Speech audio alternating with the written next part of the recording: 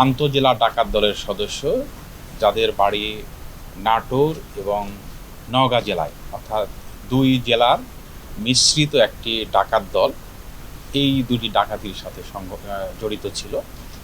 আজ ভোররাতে গাজীপুরের কালিয়াকোট থেকে এই ডাকাতির যে মূল হোতা ডাকাত সর্দার মিন্টুকে গ্রেপ্তার করে। এছাড়াও ইতিমধ্যে এই ডাকাতির সাথে জড়িত আরও 5 জনকে পুলিশ গ্রেপ্তার করতে সক্ষম হয় এবং ডাকাতিকৃত মোবাইল সহ আরও কিছু মালামাল উদ্ধার করা হয়। কিছু মালামাল এখনও উদ্ধার করা বাকি আছে। আমরা এই ডাকাতদেরকে আজকে বিজ্ঞ আদালতে উপস্থাপন করব।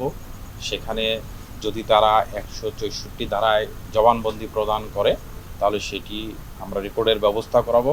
অন্যথায় তাদের রিমান্ডে নিয়ে এসে আরও ব্যাপক জিজ্ঞাসাবাদ করে এই লুণ্ঠিত মালামালগুলো তারা কোথায় রেখেছে এগুলো আমরা উদ্ধার করব। নগদের সর্বোচ্চ বার 167 টাকা রিচার্জে পাবেন 1 লাখ টাকা পুরস্কার। আরও আছে প্রতি সপ্তাহে পুরস্কার ও ক্যাশব্যাক।